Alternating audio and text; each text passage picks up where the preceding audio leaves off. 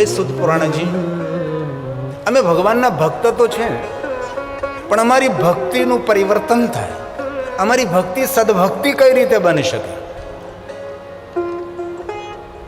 અમે સદાચારી કેવી રીતે બની શકીએ?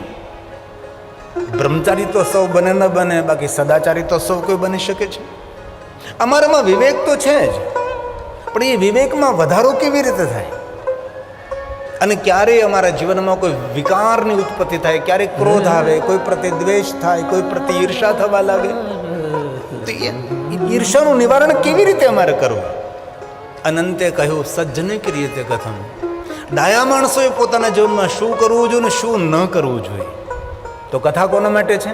કથા સજ્જનો માટે છે, કથા પુણ્યવાન માણસો માટે છે. કથા સમાજને સુધારવાનું સાધન નથી, કથા ભક્તોની સાધના છે. ઘણીવાર ઘણા માણસો વિચારકો અમારા પર ટોપલા ઠાલવતા હોય છે, એટલી મોટી કથાઓ તો સમાજમાં કાંઈ સુધારો નથી આવતો. પણ કથામાં આવે કોણ? સજ્જન, પુણ્યવાન, વિચારવાન, ભક્તિવાન, એ લોકો કથામાં આવે. કથા સમાજને સુધારવાનું સાધન નથી ને સુધારવાનું સાધનો તો કેવું જોઈએ ભગવાન વેદવ્યાસજીએ કે દુર્જને ક્રિયતે કથમ. શિવ મહાપુરાણમાં એવું નથી કહ્યું કે દુર્જનોએ શું કરવું જોઈએ. દુર્જને ક્રિયતે કથમ નહીં, સજ્જને ક્રિયતે કથમ.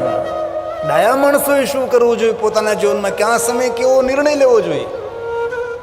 તો કથા કોના માટે છે? કથા સજ્જનો માટે છે, કથા પુણ્યવાન માણસો માટે છે, ભગવાનના ભક્તો માટે ભગવાનની કથા છે. એક શ્લોકમાં માંગણી કરી છે કે અમારે શું સાંભળવું છે, અમારે કઈ વસ્તુ પ્રાપ્ત કરવી છે. આ શિવ મહાપુરાણ ગ્રંથનો બીજો શ્લોક છે, પ્રારંભના શ્લોકો છે. સદાચારસ્ય સદ્ભક્તિ. પ્રશ્ન એ થાય, ભક્તિ ને સદભક્તિમાં કેવો વળી બદલાવ હોઈ શકે છે, કેવો ફરક હોઈ શકે છે? ભક્તિ તો આપણે સૌ કરીએ છીએ, એ તો આપણને ખબર છે. વહેલા બ્રહ્મ મુહૂર્તમાં આપણે ઉઠી જતા હોઈએ છીએ, ભગવાનના સ્તોત્રનો પાઠ કરતા હોઈએ, આપણે ઈષ્ટ દેવતાઓની માલા જપ કરતા હોઈએ છીએ. ભક્તિ તો કરીએ છીએ. તો ભક્તિ અને સદભક્તિમાં એમાં શું હોઈ શકે છે? તો શિવ મહાપુરાણ ગ્રંથમાં કહ્યું કે ભક્તિ સૌ કોઈ કરે છે, પણ સદભક્તિ તો ભાગ્ય કોઈ કરે છે. જે ઉપમન્યુ ઋષિ ભગવાન શિવની પાસે માંગણી કરી હતી કે એવી ભક્તિ મને આપો ભગવાન કે મારી ભક્તિમાં કોઈ માંગણી ન રહે. મને વ્યભિચારની ભક્તિ નથી જોતી, મને તો અવ્યભિચારની ભક્તિ જોઈએ છે. જે ભક્તિમાં ભગવાન પાસેથી કંઈ મેળવવાની ઈચ્છાઓ હોય, ભગવાન પાસેથી લેવાની કઈ ઈચ્છાઓ હોય છે, તેને વ્યભિચારની ભક્તિ કહે છે. એવી ભક્તિ તો સૌ કોઈ કરે છે. પોતાની કામનાઓની પૂર્તિ કરવા માટે, પોતાની ઈચ્છા પૂર્તિ કરવા માટે સૌ કોઈ એવી ભક્તિ કરતા હોય છે. અવ્યભિચારની ભક્તિ અને એ સદભક્તિ, જે ભક્તિમાં ભગવાન પાસેથી લેવાની કોઈ ઈચ્છા જ ન હોય, અરે મોક્ષ અને મુક્તિની પણ કોઈ ઈચ્છા ન હોય, બિન શરતી શરણાગતિ ભગવાનની, એ ભક્તિને કહી અવ્યભિચારની ભક્તિ, અને તે ભક્તિને કહી સદભક્તિ. તેથી મહાત્માઓ કહ્યું કે હે સુત પુરાણજી, એવી કથા સંભળાવો કે અમારી ભક્તિમાં કોઈ અપેક્ષા ન રહે, અમારી ભક્તિમાં કોઈ લાલચ ન રહે, અમારી ભક્તિમાં કોઈ લોભ ન રહે, ભગવાન પાસેથી કોઈ માગવાની ઈચ્છા ન રહે. એવી ભક્તિ અમારે કરવી છે. તેથી પહેલી પંક્તિમાં કહ્યું અમે સદાચારી બનીએ, અમારી ભક્તિનું પરિવર્તન થાય અને ક્યાંક નવું જીવનમાં આવર્તન થાય. તેથી અમારું વર્તન સુધરે, વર્તમાન અમારું મંગલમય બને. એના માટે કોઈ યુક્તિ બતાવો. આ શિવ મહાપુરાણ ગ્રંથના બીજા શ્લોકમાં માંગણી કરી છે. સદાચારસ્ય સદ્ભક્તિ વિવેકો વર્ધતે. અમારા જીવનમાં વિવેક તો છે જ, દિન પ્રતિદિન વિવેકમાં વૃદ્ધિ કેવી રીતે થાય એવી કોઈ યુક્તિ બતાવો. ભલે ધનની વૃદ્ધિ થાય કે ન થાય, પણ વિવેકની વૃદ્ધિ તો થવી જ જોઈએ. અનેક વાર કથામાં કહ્યું છે કે માણસે પહેલો વિવેક તો પોતાની ખાણીમાં રાખવો જોઈએ, ભોજનમાં વિવેક પહેલો રાખવો જોઈએ. પહેલો વિવેક ખાણીમાં, બીજો વિવેક પીણીમાં. આજે માણસ એટલો રોગિષ્ટ બન્યો તેનું કારણ કેવું? ખાણીનો વિવેક ચૂકી ગયો. આજનો માણસ એટલો રોગિષ્ટ કેમ બન્યો? માનસિક તે ડિસ્ટર્બ કેમ થયો? કારણ કે પીણીનો વિવેક ચૂકી ગયો. શું ખાવું તેને ખબર નથી, ક્યાં સમયે, કઈ ઋતુમાં કેવું ભોજન હોવું જોઈએ આપણું તેને ખબર જ નથી. કઈ વસ્તુ પીવી જોઈએ, કઈ વસ્તુ નહીં પીવી જોઈએ તેને ખબર નથી. ખાણીનો વિવેક ચૂકી ગયો, પીણીનો વિવેક ચૂકી ગયો, વિચારોનો વિવેક ચૂકી ગયો, વાણીનો વિવેક ચૂકી ગયો, વ્યવહારનો વિવેક ચૂકી ગયો. જે માણસે કોઈ પણ ક્ષેત્રમાં આગળ વધવું હોય તેને ખાવામાં પહેલો વિવેક રાખવો, પીવામાં પહેલો વિવેક રાખવો, વિચારોમાં વિવેક રાખવો, વાણીમાં વિવેક રાખવો અને વ્યવહારમાં વિવેક રાખવો અને વિચરણમાં પણ વિવેક રાખવો જોઈએ. ક્યાં જવું, ક્યાં નહીં જવું એની પણ આપણને ખબર પડવી જોઈએ. તેથી કહ્યું વિવેકો વર્ધતે કથા. કેટલી સુંદર માંગણી કરી છે. આમાં કોઈ જગ્યાએ સાંસારિક કામનાઓની ઈચ્છા નથી. જીવન સાર્થક કેવી રીતે બને, અમારું જીવન મંગલમય કેવી રીતે બને, અમારું જીવન શ્રેષ્ઠ અને સર્વશ્રેષ્ઠ કેવી રીતે બને, અમે દૃષ્ટિને શ્રેષ્ઠી કેવી રીતે બની શકીએ, અમે અમારી જાતનું સન્માન કેવી રીતે કરી શકીએ. દુનિયાના બીજા માણસો આપણું માન સન્માન કરે ન કરે, લેકિન આપણી નજરમાં આપણે ગૌરવવંત હોવા જોઈએ, આપણી દ્રષ્ટિમાં આપણે શ્રેષ્ઠ હોવા જોઈએ. દુનિયાની દ્રષ્ટિમાં જે કંઈ હોય તે આપણે, પણ આપણી દ્રષ્ટિમાં આપણે કોઈ દી પડી નહીં જવાનું. કોઈની દ્રષ્ટિમાં પડી ગયા હોય તો ઊભું થઈ શકાય, પણ માણસ જ્યારે પોતાની દ્રષ્ટિથી ખુદ પોતે પડી જાય છે ત્યારે માણસ ઊભો થઈ શકતો નથી. તેથી બીજા શ્લોકમાં સુંદર માંગણી કરી કે અમારે કેવું સાંભળવું, અમારે શું સાંભળવું છે, અમારે કઈ વસ્તુનું શ્રવણ કરવું છે. આ મહાત્માઓની જિજ્ઞાસા છે, મહાત્માઓનો ભાવ છે. હજી તો શુદ્ધ પુરાણે તો બોલતા જ નથી. હવે તો કથા સાંભળનાર શ્રોતાઓ કહે છે કે અમારે આવું એવી વસ્તુનું શ્રવણ કરવું છે. પહેલી વાત સદાચાર. સદાચારશ્ચ સદ્ભક્તિ વિવેકો વર્ધતે કથમ સ્વવિકાર નિરાશશ્ચ સજ્જને ક્રિયતે કથમ સજ્જને ક્રિયતે કથમ. સજ્જન માણસોએ પોતાના જીવનમાં શું કરવું જોઈએ? અને પછીના 3 શ્લોકોની અંદર સુંદર ભાવ પ્રગટ કર્યો છે. અમારી સુરતા સંસારમાં ગૂંથાયેલી છે. અમારી સુરતા ભગવાન શિવના ચરણોમાં કેવી રીતે સમર્પિત કરી છે? હર કલયુગની અંદર અમે ભ્રમિત થયા છે. અમારો ભ્રમ કેવી રીતે તૂટે ને બ્રહ્મ સુધી અમે કેવી રીતે અમારી યાત્રાને મંગલમય બનાવીએ એના માટે કોઈ યુક્તિ કરો. અંતે 5મા શ્લોકમાં કહ્યું શિવ પ્રાપ્તિ ભવે. અમારે ભગવાન શિવ સુધી પહોંચવું છે. અમે કઈ રીતે શિવ સુધી પહોંચી શકીએ? અમને ભગવાન શિવ કેવી રીતે મળી શકે? અમને મહાદેવ કેવી રીતે પ્રાપ્ત થાય? એના માટે કોઈ યુક્તિ બતાવે. અને હવે સુત પુરાણાજી શિવ મહાપણ કથાનો પ્રારંભ કરે છે.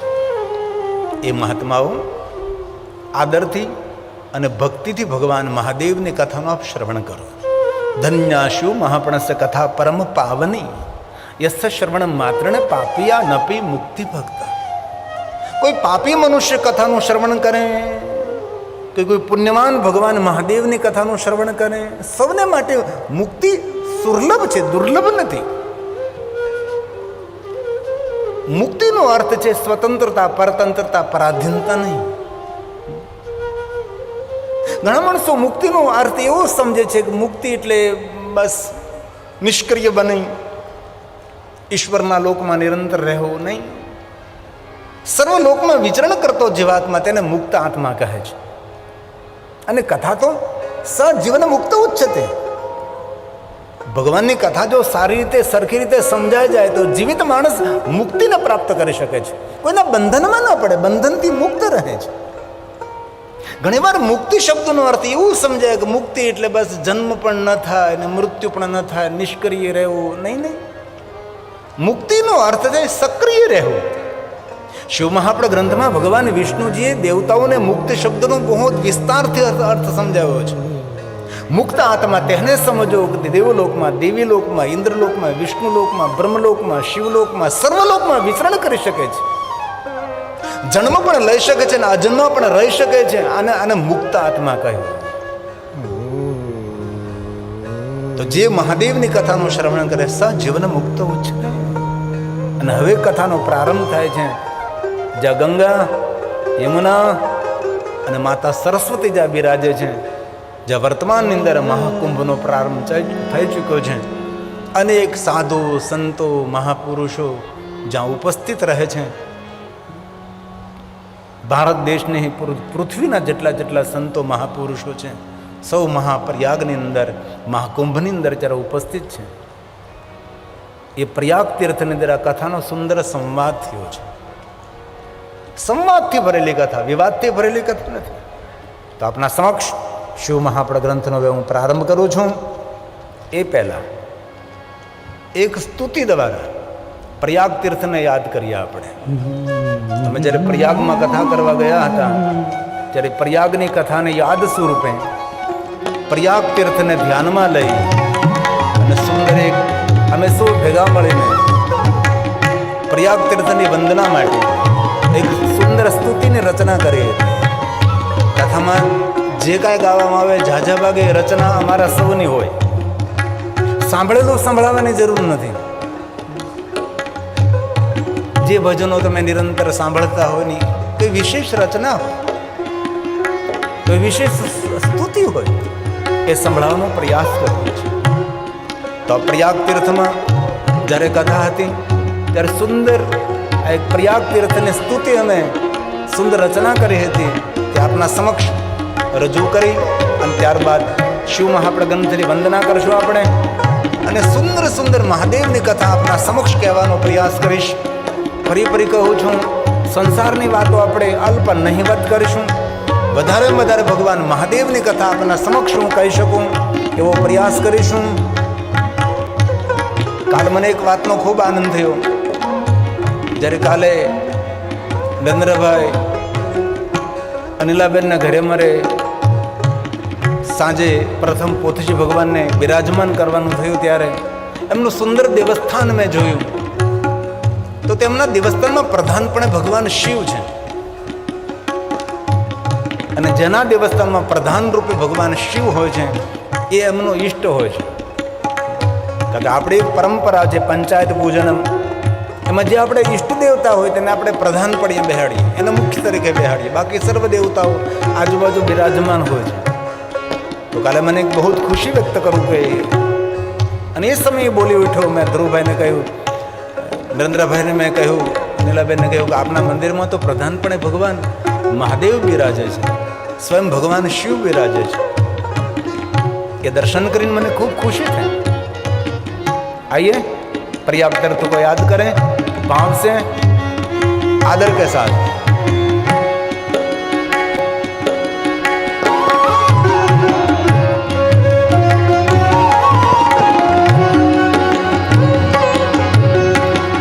गंगा यमुना सरस्वती संगम, गंगा यमुना सरस्वती संगम, पावन तीर्थ प्रयाग,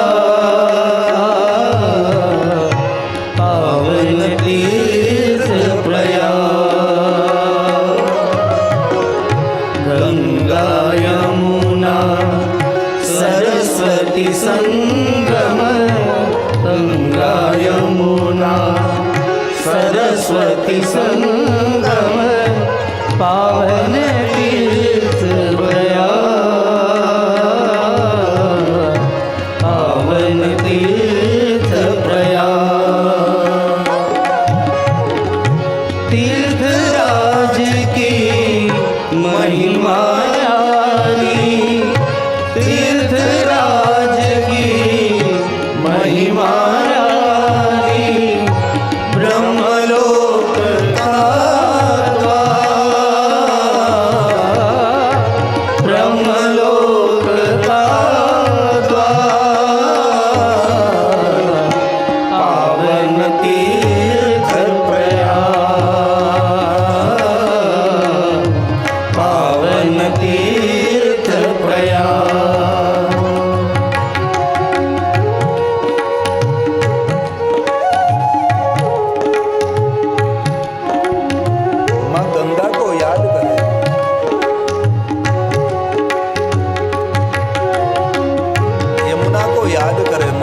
सरस्वती को याद करें। शिव नाम यथा गंगा विभूति यमुना विधि नाम प्रोक्तम रुद्राक्ष। शिव नाम स्वयं गंगा છે, વિભૂતિ સાક્ષાત યમુના છે, રુદ્રાક્ષ સાક્ષાત સરસ્વતીનું સ્વરૂપ છે। વેણી માધવ સખા તુમ્હારે લેટે હૈ હનુમાન।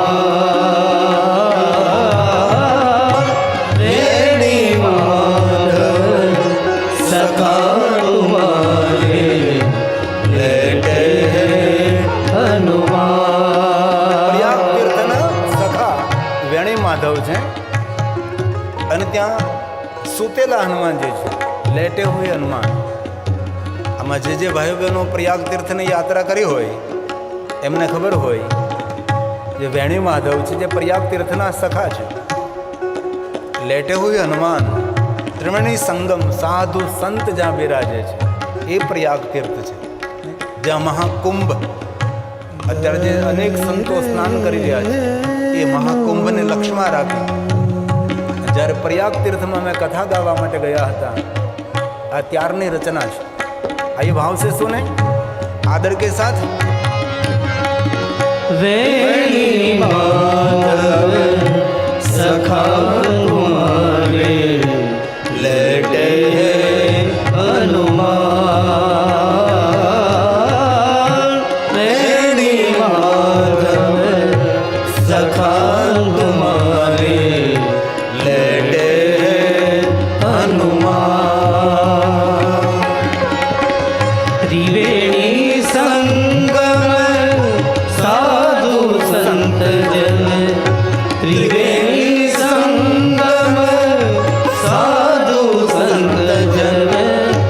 करे कुंभ का स्नान। करे कुंभ का स्नान। पावन तीर्थ पावन तीर्थ प्रयाग।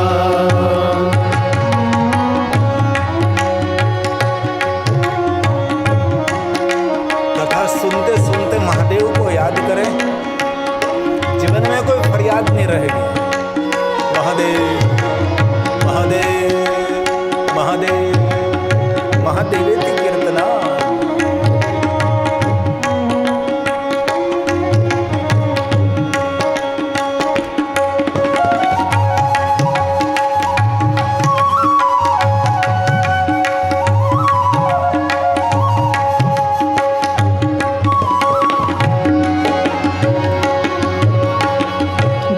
भारद्वाज की तपोभूमि में राम पधारे। भारद्वाज की तपोभूमि में राम पधारे। सुत शौनकादि ऋषि मुनियों की। सुत शौनकादि ऋषि मुनियों की। कथा भूमि को प्रणाम। कथा भूमि को प्रणाम। पावन तीर्थ प्रयाग। पावन तीर्थ प्रयाग। तीर्थराज की महिमा न्यारी। तीर्थराज की महिमा न्यारी। ब्रह्मलोक का द्वार। ब्रह्मलोक का द्वार।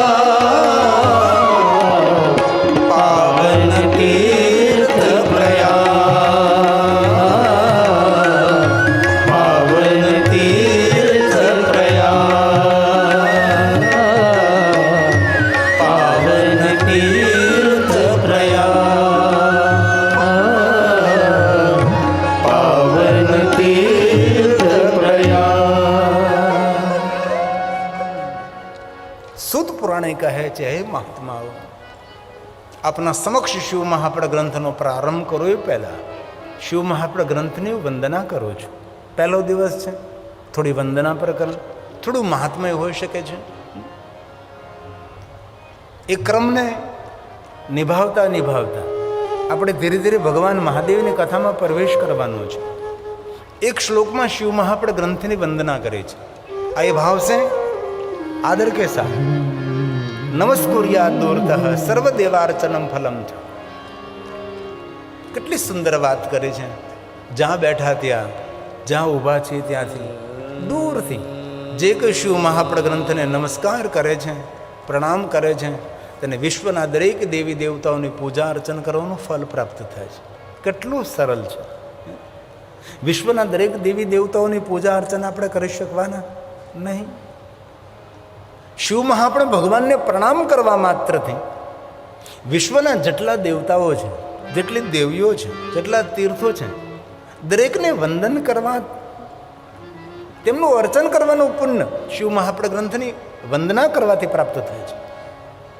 તો શિવ મહાપડ ગ્રંથને વંદન કરવાથી વિશ્વના દેવી દેવતાઓની પૂજા અર્ચનનું ફલ પ્રાપ્ત થતું હોય, તો જે મનુષ્ય સંપૂર્ણ શિવ મહાપડ ગ્રંથનું શ્રવણ કરે છે, ફલમ વક્તું ન શકનું નહીં, એ ફલનું વર્ણન કોણ કરી શકે? નાંતમ દેવા વિજાનંતી, કોઈ દેવતાઓ પણ એ ફલનું વર્ણન ન કરી શકે.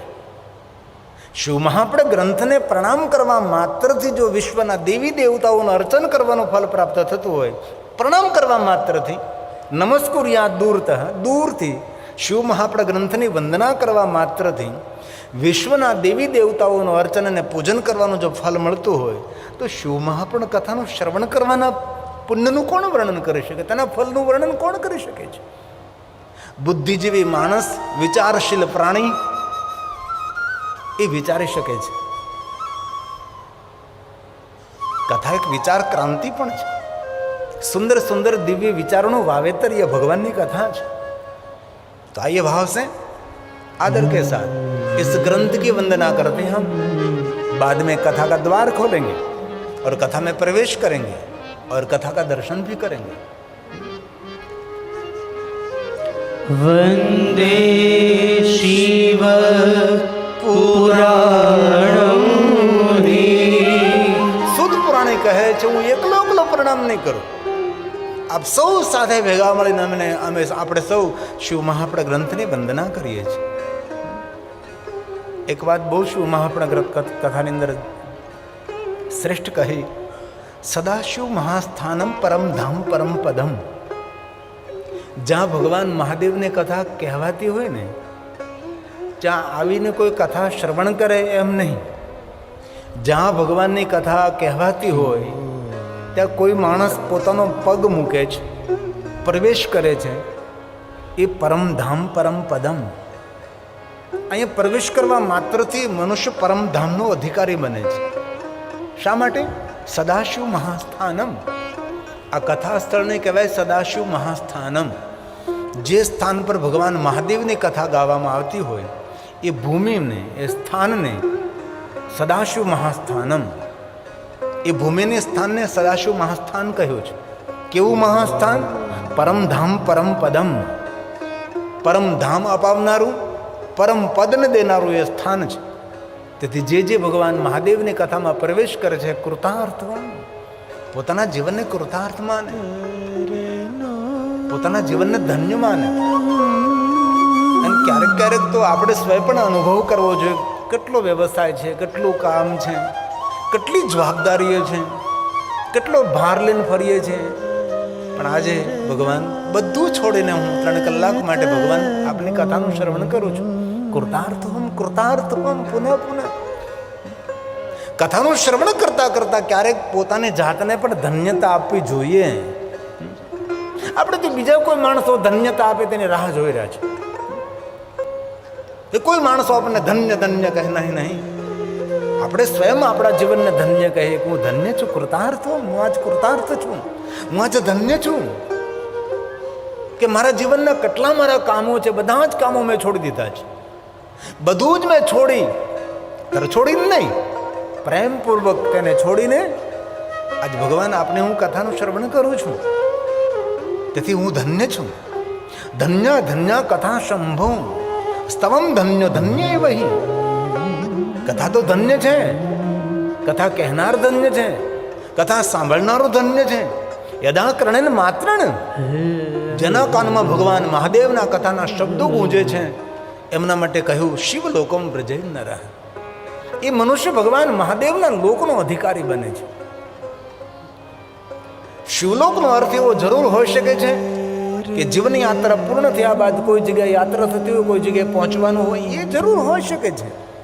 પણ શિવ મહાપ્રદ ગ્રંથમાં શ્રી હરિ ભગવાન વિષ્ણુજીએ શિવલોકનું વર્ણન કર્યું છે. શિવલોક એટલે અંતઃકરણની અંદર કોઈ પ્રત્યે દુર્ભાવ નહીં, સર્વ પ્રત્યે કલ્યાણનો ભાવ, સર્વ પ્રત્યે સુખનો ભાવ, સર્વ પ્રત્યે મંગલમય ભાવ, સૌના પ્રત્યે શિવોમે અસ્તુ શિવોહમ. બસ મારા હૃદયની અંદર સૌનું કલ્યાણ થાય, સૌનું હિત થાય, સૌનું સુખ થાય. આ કથા શા માટે? લોકાનામ હિત કામ્યા. આ કથા એટલા માટે કોઈ નથી કરી કે ભાઈ વિશેષ કરીને બીજી કોઈ કામના હોય. કથાની એક જ કામના છે કે જે કથાનું શ્રવણ કરે તેનું સારું થાય, તેનું શુભ થાય, તેનું મંગલ થાય. લોકાનામ હિત કામ્યા. जगत हित के लिए कथा, लोक हित के लिए, जनहित के लिए, जीव मात्र के मंगल के लिए भगवान की कथा है. कथाમાં અમારી કોઈ વાહવાહી કરે, અમારી કોઈ જય જયકાર કરે તેટલા માટે કથા નથી. કથા સમાજો પર એક મોટો ઉપકાર પણ છે. કોઈને ભગવાનની કથાનું શ્રવણ કરવું એનાથી મોટો ઉપકાર કયો હોઈ શકે છે? કથા જે સાંભળે છે સૌનું વિચાર બદલે, પરિવર્તન થાય એ સંભવ નથી. પરંતુ કોઈ વ્યક્તિ એવા હોય છે કે સારા વિચારોને પકડીને પોતાના જીવનને પરિવર્તન કરે અને જીવનમાં કોઈ વિશેષ વિચારતા થાય. તેથી કથા જગત હિત માટે, કથા લોકહિત માટે છે. જેના હૃદયમાં સૌ પ્રત્યે કલ્યાણનો ભાવ પ્રગટ થાય એ માણસ જીવિત હોય તો પણ એ મનુષ્ય શિવલોકની અંદર નિવાસ કરે છે. શિવલોકમ વ્રજે ન રહે. ભગવાન મહાદેવના લોકમાં વિચરણ કરનારો આત્મા છે. તેથી ધન્ય ધન્ય કથા શંભો, ધન્ય ધન્ય કથા શંભો. ભગવાન મહાદેવની કથા ધન્ય છે. સૌનું મંગલ કરનારી, સૌનું હિત કરનારી, સૌનું કલ્યાણ કરનારી કથા છે. કોના ભાગથી કોને કઈ વસ્તુ મળી રહી છે એનો આપણે વિચારી પણ ન શકીએ. એ તો ઈશ્વરને જ ખબર હોય છે કોના ભાગથી કોને કઈ વસ્તુ પ્રાપ્ત થતી હોય છે. પછી ભક્તિનો માર્ગ હોય, સદભક્તિનો માર્ગ હોય, કે સુખનો માર્ગ હોય, કે મંગલમય માર્ગ હોય, કે કલ્યાણકારી કોઈ માર્ગ હોય, કોઈના ભાગથી પણ કોઈ વસ્તુ પ્રાપ્ત થતી હોય છે. અથવા જીવનમાં અઢળક ધન સંપત્તિ હોય એ પણ કોઈનું ભાગ્ય હોઈ શકે છે અને કોઈની પ્રાર્થના પણ હોઈ શકે છે. આપણા પ્રત્યેનો કોઈનો સદભાવ પણ હોઈ શકે છે. એવું આપણે દાવો ન કરી શકીએ કે આપણું જ ભાગ્ય છે, આપણું જ પુણ્ય છે, આપણું જ પુરુષાર્થ છે, આપણી જ મહેનત છે. નહીં. ઘણી વાર કોઈની મહેનતથી પણ આપણને ફળ પ્રાપ્ત થતું હોય છે. કોઈથી બીજાના ભાગથી આપણને પણ સુખ મળતું હોય છે. કોઈની પ્રાર્થનાથી પણ આપણું એક કામ થતું હોય છે. એક લૌકિક દ્રષ્ટાંત છે, જો કે આપણે સૌએ સાંભળ્યું પણ હોઈ શકે છે કે ઘણીવાર કોઈની પ્રાર્થનાથી, કોઈના પુણ્યથી આપણા ભાગ્ય ખોલતા હોય છે અને કોઈની પ્રાર્થનાથી આપણું જીવન ચાલતું હોય છે. એવું પણ બની શકે, એવું પણ હોઈ શકે જ.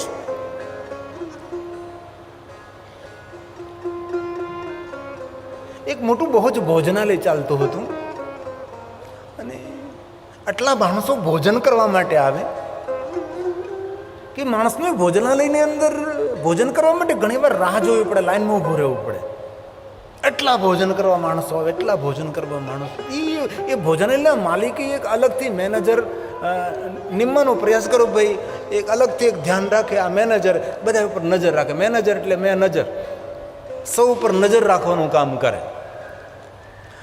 તો એ મેનેજર ભોજનાલયનું એ સૌનો પર નજર રાખતો હતો. એમાં જ્યારે એ ભોજનાલયમાં બહુ જ લોકો ભોજન કરવા આવી જાય, એટલા બધા લોકો ભોજન કરવા ત્યારે કોઈ ભિખારી વચ્ચે આવી જાય અને ભોજન કરીને જતો રહે, કાઉન્ટર ઉપર પૈસા ના આપે. આ મેનેજરે એક દિવસ જોયું, બીજા દિવસે જોયું, ત્રીજા દિવસે જોયું.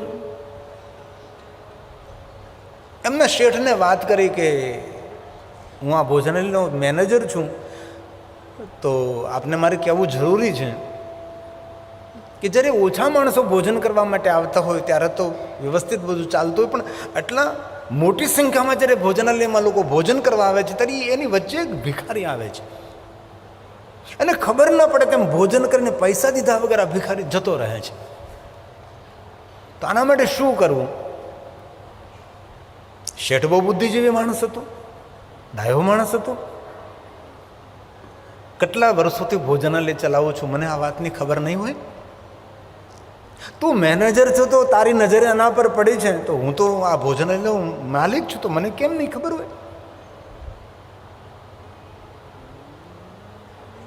પેલા શેઠે કહ્યું, તો એક કામ કરજે, આ ભિખારી જ્યાં બેસે છે ને એની બાજુમાં એને ખબર ન પડે તેમ ત્યાં ઊભો રહેજે અથવા બેસી જજે. પેલા મેનેજરે કહ્યું, ભલે શેઠ, કાંઈ વાંધો નહીં. આ જે ભિખારી નજર ચૂકાવીને ભોજન કરીને જતો રહેતો હતો એ ભિખારી જ્યાં ભીખ માગતો હતો ત્યાં પાછળ ઊભો રહે છે. પહેલાંને ખબર નથી કે જે ભોજનાલયમાં હું નજર ચૂકાવીને ભોજન કરવા જાઉં છું, પૈસા આપ્યા વગરનો જતો રહું છું, એનો મેનેજર મારી પાછળ ઊભો છે, એ ભિખારીને કાંઈ ખબર નથી. 10 સાડા 10 થયા, 11 વાગ્યાનું ટાણું થયું. પહેલાં ભિખારીને ભૂખ લાગી છે એટલે ભિખારી 2 હાથ જોડીને ભગવાનને પ્રાર્થના કરે છે કે હે ભગવાન, જે ભોજનાલયમાં હું ભોજન કરવા જાઉં છું, ભગવાન તું મારી પ્રાર્થના સાંભળ. આટલા લોકો જ્યાં ભોજન કરવા આવી જાય, આટલા લોકો ભોજન કરવા આવી જાય, આટલા ભોજનાલયમાં લોકો ભોજન કરવા આવી જાય, આટલા ભોજન કરનારની ભીડ જામે, જેથી કરીને ભોજન કરનારની ભીડ જામે તો હું જઈ શકું અને હું ભોજન કરી શકું. આ ભિખારી 2 હાથ જોડીને ભગવાનને પ્રાર્થના કરતો હતો કે જલ્દી ત્યાં ભોજન કરનારની ભીડ જામી જાય, એટલા બધા લોકો ભોજન કરવા આવે, એટલા લોકો ભોજન કરવામાં આવે કે હું ભોજન કરવા જાઉં તો મારા પર નજર પણ ન પડે, જેથી કરીને મને ભોજન મળી જાય. મેનેજરને સમજાઈ ગયું. મેનેજર શેઠ પાસે આવજે. શેઠ મને પૂરી વાત સમજાઈ ગઈ. શું સમજાઈ ગયું? 10:30 11 વાગે એટલે પેલા ભિખારીને ભૂખ લાગે છે અને ભગવાનને પ્રાર્થના કરે છે કે જે ભોજનાલયમાં હું રોજ ભોજન કરવા જાઉં છું, એટલા બધા ભોજન કરવા માટે માણસો આવે, એટલા બધા ભોજન કરવા માટે માણસો આવે કે જેથી કરીને હું ત્યાં ભોજન કરવા જઈ શકું છું. ત્યારે શેઠે એમ કહ્યું, તો સાંભળ મેનેજર, એની પ્રાર્થનાથી જ આપણી ભોજનાલય ચાલે છે. ઘણીવાર આપણા જીવનમાં કોઈની પ્રાર્થનાથી આપણા ભાગ્ય ખુલતા હોય છે, કોઈના પુણ્યથી આપણને સુખ મળતા હોય છે. તેથી કોઈના પુણ્યથી આપણું મંગલ થતું હોય, કોઈના પુણ્યથી આપણું સારું પણ થતું હોય છે. કથા આપણને સૌને મળી છે, પણ આમાં કોઈનું પુણ્ય હોઈ શકે છે. આ પરિવારના સભ્યોનું કોઈનું પુણ્ય હોઈ શકે, પૂર્વજોનું કોઈ પુણ્ય હોઈ શકે છે. શિવ મહાપ્રદ ગ્રંથમાં એક સુંદર શ્લોક છે. કોઈ પણ જાતિના, કોઈ પણ જ્ઞાતિના, કોઈ પણ વર્ણના, કોઈ પણ દેશના, કોઈ પણ મનુષ્યને મહાદેવની ભક્તિ મળી છે તો એને સમજી લેવું જોઈએ કે અનંત જન્મોનું ઘોર તપ છે તેનું. સૌને મહાદેવની ભક્તિ મળતી જ નથી. અન્ય દેવતાઓના ચરણોમાં પ્રેમ થઈ શકે છે, પણ ભગવાન શિવજીના ચરણોમાં સંપૂર્ણ પ્રેમ થવો એ કોઈ પુણ્ય હોય છે.